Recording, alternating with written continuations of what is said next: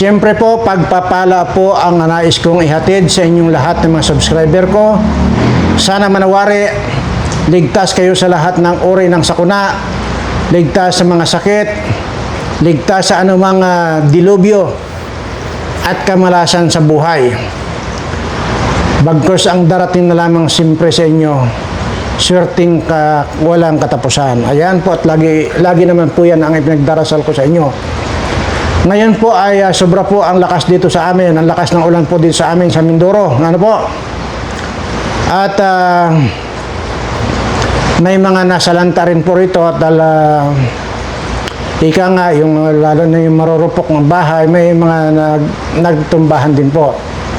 So, pero hindi naman po ganun karami. Ano po? At yun naman po ay agad-agad po nating napadalhan ng tulong.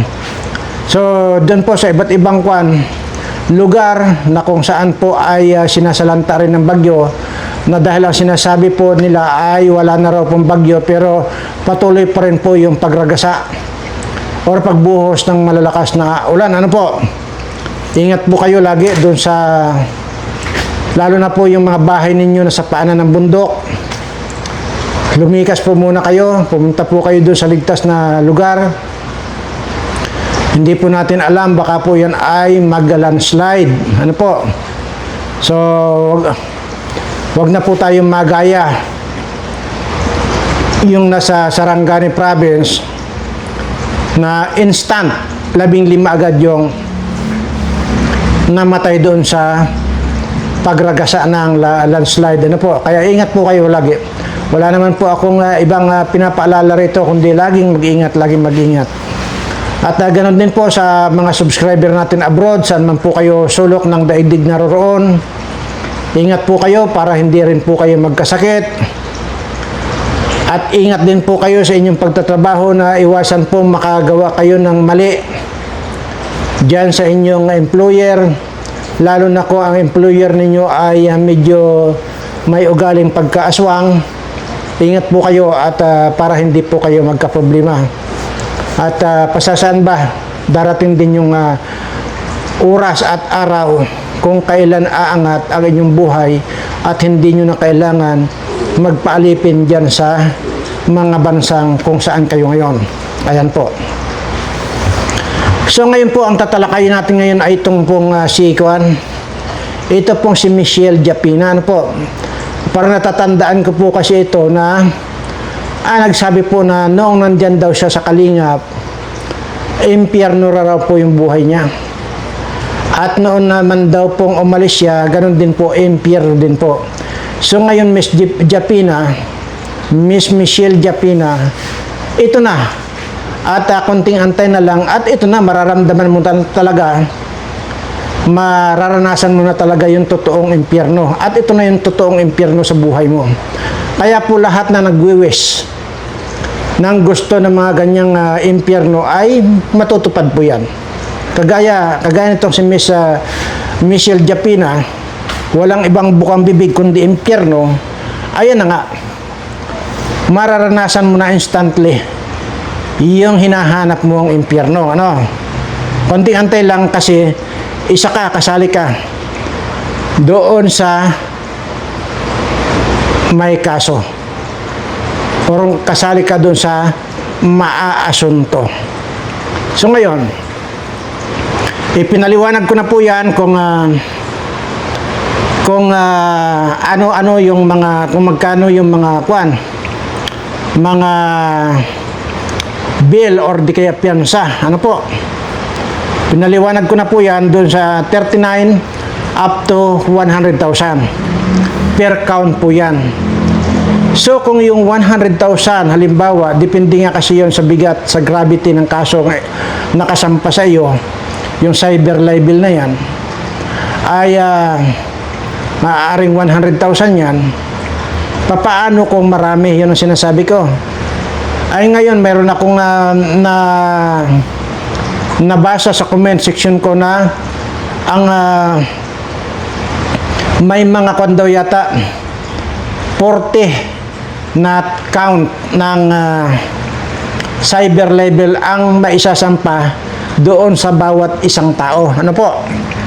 So, ibig sabihin kung 40 sa tig 100,000 na lang. Imaginin mo. Sige nga, 100,000 times 40. So, ibig sabihin 4 million. Ganun kalaki ang magiging piyansa mo. So, sigurado na ako na talagang kulong na itong si Kapiso.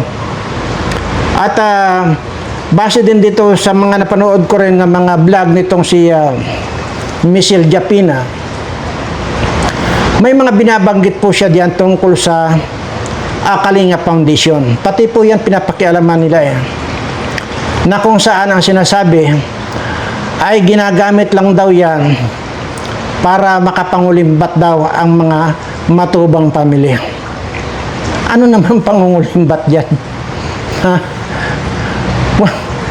Nakakatawa lang dahil unang-una, yung pong mga nagsasabi nitong mga kulimbat-kulimbat na yan, sabihin nyo yan doon sa mga politiko.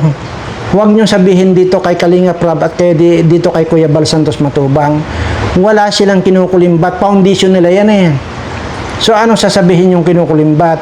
Kung sana ay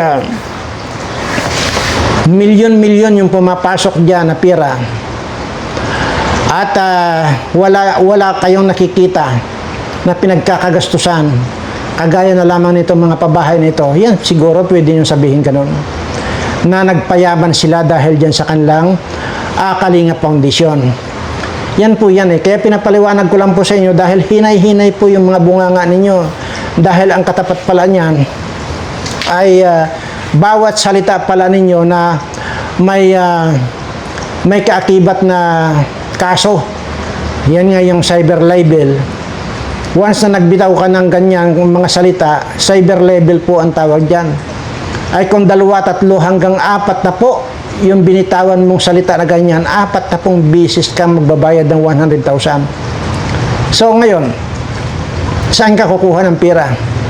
At mayroon pa rin pong nag-send sa akin ng excited na raw po si Kapiso na matanggap yung kanyang warrant. Antayin mo lang.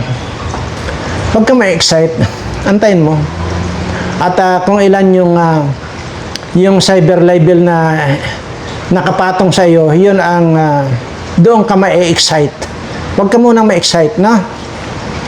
At dito kay Michelle Japina, huwag kang pakakasiguro na, huwag mo sabihin, ang alam ko dito ay nasa Japan daw yata itong si Michelle Japina. Iwan ko kung totoo nga ba nasa Japan yan.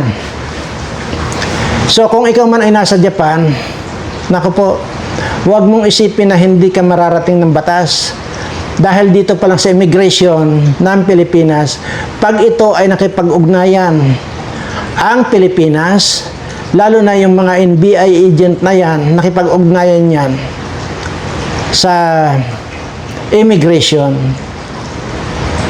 para ka lang kinalawit na ganyan. Kaya huwag niyo sabihin na kung nandyan kayo sa abroad ay safe kayo. Hindi kayo kung kailanman safe. Unang-una, tandaan ninyo na dito, lahat ng bansa mayroong embassy. May embassy yan. Pupunta lang ito. Immigration sa embassy ng Japan na nandito sa Pilipinas. Adi, napakaliwanag yung deportation mo. Ganun lang kasimple yun Kayo naman. Kaya huwag masyado yung bunganga nyo na. At kung mayroon kayong dapat murahin, yan na lang sarili ninyo. Kung mayroon kayong dapat pagbintangan, yung sarili ninyo. Sabihin nyo na lang na yung ulo ko may kaltog na. Yan, ganun lang sabihin mo. Yung bilat ko nangangati na. Kagaya ito si Pukingking, di ba? Si Hayat Pukingking. Pinagmamalaki pa na marami raw pumasok na putotoy sa kanya ang Pukingking. Yan ang kanyo, murahin mo ng murahin yung bilat mo. At pagbintangan mo ng pagbintangan, ganun lang yon. Huwag nyo nang kung ano-anong sasabihin nyo na kinopit na ng Kalinga Foundation yung mga pirang na i-donate na dyan. Hindi nyo kasi naiintindihan. Pag-aralan nyo muna mabuti kung anong ibig sabihin ng foundation, ano? At kaya po na-approve yan foundation na yan, kasi napatunayan po yan na talagang mayroon silang pinupuntahan yung mga nagdo-donate din sa foundation na yan. Kagaya na nga lang yung mga bahay na yan. Yung mga pagbibigay ng mga ayuda na ganyan, mga bigas at kung ano-anong mga grocery at mga ano-anong mga gamit sa bahay, yan po yan. Kaya sabihin mo lang, Michelle, palagay ko, hindi pa naman huli ang lahat. At kumuha ka ng martilyuhin mo yung sentido mo at sabihin mo, buwisit ka, Michelle Japina. Napaka-bobo mo. Ganun, murahin mo yung sarili mo. Para makontento ka. O, wala ka pang kaso. O, papaano ngayon yan? Kung ano-anong pagbibintang ang ginawa mo rito sa Kalingap Foundation or Kalingap team, ni Kuya Bal Santos Matubang at dito kay Rab, papaano yan? Kasali ka sa asunto. So, i-ready mo na rin. Ang pagkakaalam ko ay marami ding count ito eh. Sa tuwing bubuka yung bibig mo, count yan. So, baka marami. May mabubulok pa sa bilangguan, day. At pagka naibiyahe ka doon sa correctional, nako po, ay titirahin ka doon ng mga tumboy. Ha? Patutuwarin ka doon. O itong si Kapiso, pag nabiyahe yan sa Muntinlupa, nako, magbaon ka na ng isang balding mantika, Kapiso, at ilublob mo na muna yung puwit mo sa mantika. Sisiguraduhin ko na sa iyo, papasukan ng upo iyang puwit mo. Ay nako, niwala ka. Mabuti kung wala akong dyan, wala akong participation. Ay paano, sinabi ko na, paano yan kung nalaman ko na sa Muntinlupa ka na pala. At meron na akong tatawagan doon, mga katropa ko yun. Sabihin ko, bahala na kayo dyan kay Kapiso. So, papasukan ng Barita di Cabra yung puwet mo, ewan ko na lang. Anyway, ganun lang yon. Tapos, ganito pa yan ang style dyan sa mga bilibid, lalo na sa mga ordinaryong bilibid. Pag-uhubarin ka, pag-uhubarin ka, itatali yung kamay mo dito sa likod mo. Tapos yung isa, suntok ng suntok sa'yo sikmura. Hanggang sa titirhan ka lang ng kabuhok na buhay sa katawan mo. Kinabukasan, ganun na naman. Nako po, Diyos ko, hirap nun. Tapos pakakainin ka pa dyan ng kwan. Siyempre, rasyon yan. Yung halimbawa, munggo ang ulam. Pagka munggo ang ulam, ang sahog nga yung either butike or either tuko. Makikita mo pa nga dyan yung mga papa ng tuko. Nako, Kapiso. Maniwala ka sa akin, ewan ko, kung hanggang saan ka tatagal. Kaya, alamin ko pa po kung sino-sino yung mga kasama pa sa asunto. Pero ang tiyak na itong si Kapiso at saka si Japina, para maramdaman mo na, Miss Japina or Miss Michelle Japina, yung impyerno na sinasabi mo. At ngayon mo na mapipilian. At yan na yung totoong impyerno. Kaya sumigaw ka na lang na, nung nasa Kalingap ako, impyerno na ang buhay ko. Yung lumabas ako, impyerno na ang buhay ko. Nung kinasuhan ako ni Kuya Bal Santos Matubang, lalo naging impyerno ang buhay ko. Sinalaksakan pa ng ampalaya ang bilat ko.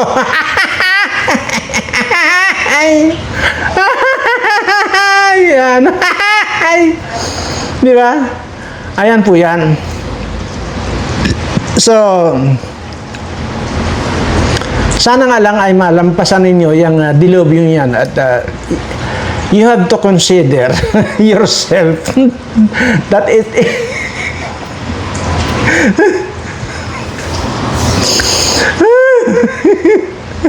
ayoko nang ituloy. Ay, nako. Yan na yung totoong impyerno, Miss Michelle Japina. Yan na yung hinahanap mong impyerno. At anyway, marami pa pala yan. Marami pa yung kakasuhan. But sige, sabi ko nga, hindi ko pa kumpirmado yung iba. Basta itong mga binabanggit ko dito ay kumpirmado na. Na yan na yung mga kakasuhan. At kung ilang count. Si Kapiso, tiyak na 40 counts of cyber libel ang kaso. 40 counts. So, iikon mo na. I-ready mo na yung 4 million mo na piyansa. Pag wala kang pampiyansang 4 million, kalabuso ka. Ganon din sa iyo, Michelle Japina. Parang mas marami yata yung cyber libel mo. Aba ay kung 5 million yung ngayon, papiyansa na ka po. Tatanda ka na lang na parang kalabasa sa Bureau of Correction. Ay, nako. Anyway, maganda naman yan at para maramdaman ninyo kung papaanong sinaktan ninyo yung taong wala namang ginawang masama sa inyo, hindi naman kayo binalahura, tapos sila talagang tuloy-tuloy yung inyong pambabalahura. Ayun ang deserve ninyo. Ika nga, lahat ng mga bagay sa mundong ito, lahat yan ay mayroong kaakibat na consequences. Lahat ng mga masasamang gawain, lahat yan may kaakibat na kaparusahan. Kaya, ayan lang mga sasabi ko, na mas maganda na yung magpakabait kaysa magpakasama. Di ba? Kasi kung ikaw ay mabait, at least wala kang kaaway, wala kang kaso, wala kang record sa gobyerno, dahil mabait ka nga. Kaysa naman sapin-sapin yung record mo sa gobyerno, isa pa rin yan sa nagpapababa ng iyong pagkatao pag ikaw ay may record. Imaginin mo, kukuha ka sa pulis, kukuha ka na lang ng police clearance o di kay NBI clearance. Naka-indicate doon yung derogatory yung naka-indicate doon yung kaso mo derogatory record mo, naka-indicate doon. Di ba yung mga walang kaso, kukuha kayo ng NBI, di ba merong note doon na no derogatory record, di ba? Ngayon, kung ikaw ay punong-puno ng kaso, naka-indicate din dyan na ikaw ay tad-tad ng kaso. Kaya mas maganda na yung ikaw ay walang record sa gobyerno. Dahil once na nagkaroon ka na ng record, wala na, parang hindi ka na tao.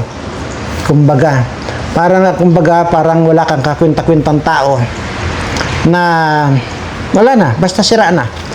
Ganun lang. So, yun po ang ibig kong sabihin. At, nako, mayroon pa dyan. Ayaw ko munang banggitin sa mga susunod yun pagka na-confirm ko na kahapon yung binanggit ko si Kapiso. Ang sigurado na, pasok na yan. Sigurado na yan na Himas Rehas na yan. Ito si Michelle Japina ay kasama sa asunto. So, kung doon ako magbabase sa piyansa or bail, kung sana isang count lang ng cyber libel, 39 to 100,000 lang. Depende nga sa bigat ng kaso. So, paano nga yung sinasabi nila na napakarami, mayroon pa nga 40 counts? Kasi bawat kan po yan, kinakount po yan. Bawat buka ng bibig mo na paninira, isa po ang bilang nun. Isang count po yan. Ito nga kay Kapiso 40 counts of cyber libel. So, 4 million agad yan. Wala na. Diyan na mabubulok sa ang ngipin yan sa Bilibid Prison. At ewan ko lang kung makakapagsalita pa yan ng hari, hari at saka prinsipe. Anyway, ay mahaba po tayo. Basta lahat po kayong mga subscriber ko, ingat po kayo ha. Tuloy-tuloy pa po yung ulan. Bagamat wala na pong bagyo, ay tuloy-tuloy pa rin po yung ulan. Kaya po dito sa amin, pabugso-bugso, mamaya-maya, bibirada ng pagkalakas-lakas. Ha? Tapos hihina. Ayan, kagaya nito, ambon-ambon na lang. Tapos mamaya-maya, bibirada na naman. Walang pagkakaiba yung kay Kapiso. Walang ginawa yan kung bira ng bira dito ng paninira dito kay Kuya Bal Santos Matubang at saka dito kay Rab. So hanggang dito naman po at muli. Iisa lamang po yung aking paalala sa inyo. Iingat po lagi, lalo na kayong mga subscriber po. At siyempre, ano nga ba yung lagi ko sinasabi rito pagkatapos ko magdaldal? Mahal na mahal ko po kayong lahat.